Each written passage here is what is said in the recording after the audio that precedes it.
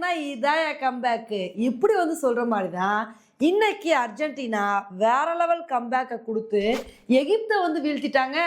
இன்னைக்கு அர்ஜென்டினாக்கும் எகிப்துக்கும் நடந்த மேட்ச்ல எகிப்து ஸ்டார்டிங்ல இருந்தே டாமினேட் பண்ண ஆரம்பிச்சிட்டாங்க. 15வது நிமிஷத்துலயே ஒரு கோலை போட்டாங்க. ஆனா அதுக்கப்புறம் அர்ஜென்டினாவுக்கு ஒரு அழகான பெனால்ட்டி வாய்ப்பு வந்து கிடைச்சிச்சு. அதை யூஸ் பண்ணி கரெக்டா கோல் அடிப்பாங்கன்னு பார்த்தா மெஸ்ஸி வந்து தவற விட்டுட்டாருங்க அந்த வாய்ப்பை. அதை பார்த்த உடனே ஐயோ என்னப்பா இப்படி ஆயிடுச்சு அப்படின்னு நினைச்சோம். சரி, அதுக்கப்புறம் வந்து ஃபர்ஸ்ட் ஹாஃப்ல எப்படியாவது அர்ஜென்டினா கோல் அடிப்பாங்கன்னு பார்த்தா ஃபர்ஸ்ட் ஹாஃப்ல அவங்களால கோலே அடிக்க முடியலங்க. சரி, ஃபர்ஸ்ட் ஹாஃப்ல தான் அவங்களால கோல் அடிக்க முடியல, திரும்ப செகண்ட் ஹாஃப்லயாவது வந்து கோல் அடிச்சு ஈக்குவலைஸ் பண்ணி இந்த மேட்சை டாமினேட் பண்ணுவாங்கன்னு எதிர்பார்த்தோம். ஆனால் செகண்ட் ஹாஃப்லேயும் நாங்கள் தான் டாமினேட் பண்ணுவோம் அப்படின்ற மாதிரி எகிப்து திரும்ப ஒரு கோல் அடிச்சிட்டாங்க. நல்ல வேலை அந்த கோல் வந்து செல்லுபடி ஆகாது, ஃபவுல் அப்படின்னு சொல்லிட்டாங்க. அது ஃபவுல் ஆனால் என்னப்பா, திரும்பவும் நாங்கள் கோல் அடிப்போம்னு சொல்லிட்டு 67வது நிமிஷத்தில் எகிப்து வந்து திரும்ப ஒரு கோலை வந்து அடிச்சிட்டாங்க. இதை வந்து பார்த்தவனே அவ்வளோதான், அர்ஜென்டினா ஃபேன்ஸுக்கு மனசே உடஞ்சி போச்சு. இனி எங்கே வந்து அர்ஜென்டினா 2 கோல் அடிக்க போகிறாங்க, அவ்வளோதான் அவங்கவுங்க வீட்டுக்கு அவரக்கா சோத்துக்குன்னு சொல்லி அர்ஜென்டினா கிளம்ப வேண்டியதான் அப்படின்னு நினைக்கும் போது அப்போ தாங்க நாங்கள் வேற லெவல் கம்பேக்கை கொடுப்போம்னு சொல்லிட்டு ரொமாரோ வந்து 79வது நிமிஷத்தில் ஒரு கோல் அடித்து அசத்தினாரு.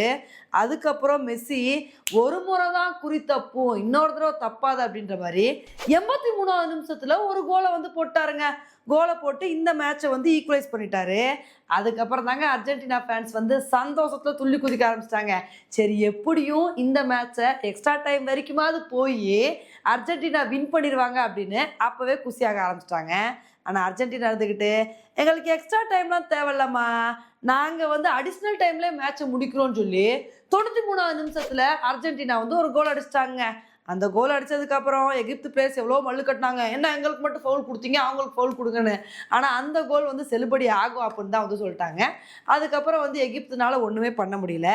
இதனால இந்த மேட்சை அர்ஜென்டினா 3-2 அப்படின்ற அடிப்படையில் வின் பண்ணி அவங்களும் குவார்டர் ஃபைனலுக்கு வந்து குவாலிஃபை ஆயிட்டாங்க. ஆனால் உண்மையிலே இந்த மேட்ச்சில் அர்ஜென்டினா கொடுத்த கம்பேக்கை பாராட்டியே ஆனுங்க.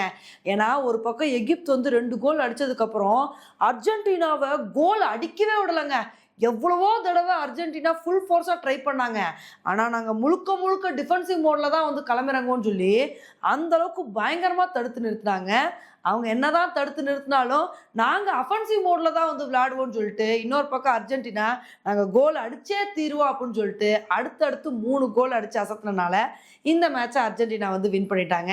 இப்போ இந்த மேட்ச்சில் இவ்வளோ தூரம் வந்து வின் பண்ணது மூலமாக டிஃபெண்டிங் சாம்பியன் அப்படின்றத அர்ஜென்டினா ப்ரூவ் பண்ணிட்டாங்க.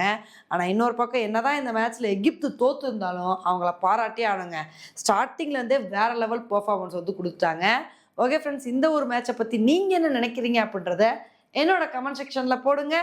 இதே மாதிரி இன்னொரு வீடியோவில் உங்களை வந்து மீட் பண்ணுறேன். Bye friends.